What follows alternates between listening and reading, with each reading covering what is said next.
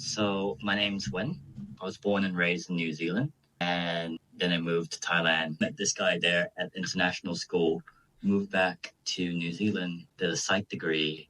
Before I even finished my degree, I was invited to join a charity, and our mission is all about positive societal attitudinal change, which is the long version of saying that we are aiming to normalize the mental health conversation. Also, we're aiming to normalize mental health because it's our personal belief that everyone experiences mental health.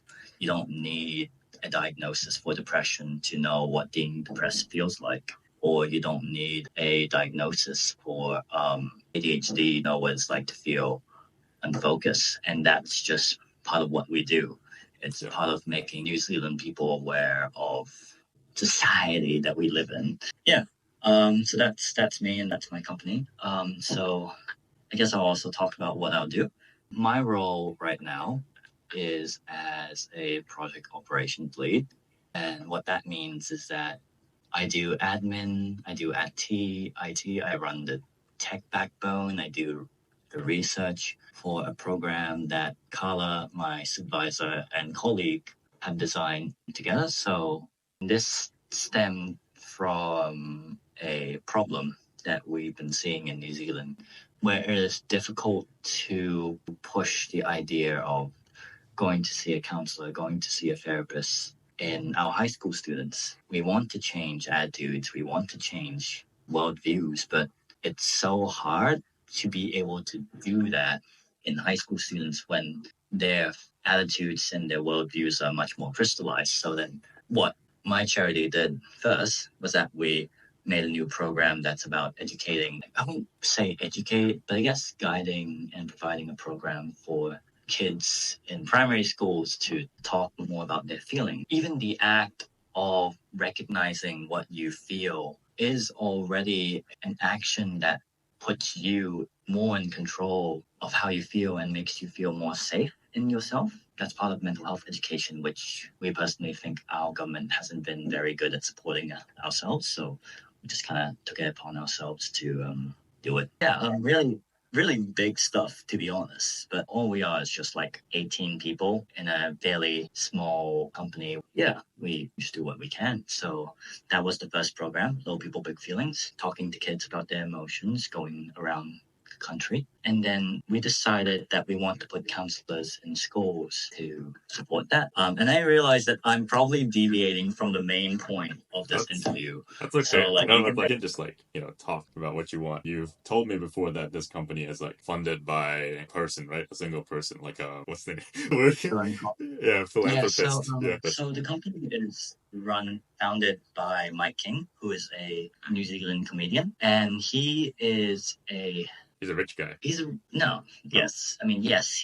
also a visionary. He just feels a lot more real and a lot less detached from the problems in the world in a way that I didn't think that a lot of rich people would feel like.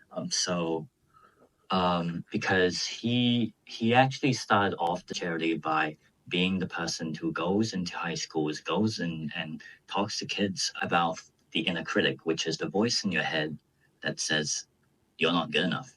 And he talked about how everyone, teachers, kids, they all have this voice in their head, but they are too afraid to admit that they do. So they all feel alone in having that voice in their head. And that's and that's part of the reason why he believes that people give in, because that's pretty much the main problem. Like, the way we solve it is we're not focusing on suicide because we want to focus on things that lead up to it. Because there's a misconception that with suicide, it's impulsive, it comes out of nowhere. And that's a unfounded belief, because by the time that you want to hurt yourself, that's the time when you believe that you've exhausted all of your other options. You've already tried so hard, and now you just want the pain to stop. So it doesn't happen for no good reason. It happens systematically. It happens at a societal scale. And in New Zealand, it's a big problem because it's the second highest world leader of youth In the OECD, yeah, just below Lithuania, Estonia, and New Zealand are the top three leaders of youth suicide. And Is that different yeah, from Japan or South Korea? Because I thought those two were at the nope. top. They are there in South Korea. They have a lot of older people have being suicided because in Japan and Korea they have a very strong, very collectivist work culture where work is important above all else. And then you start to lose your connections with friends and families. Those are the things that actually protect you from wanting to off yourself, right? Because you don't care about work, or at least most people don't, right? You don't care about the work you do. You care about other people. You want to be here for other people. You want to be here because other people make you feel like you belong. Without that, why be here? That's true.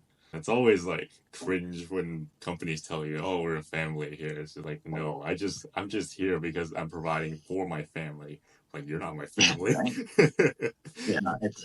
I always find it really contentious when like some of it's bullshit, some of it's actually like here. I feel like it's pretty good here, but I'm definitely one of the lucky ones for sure.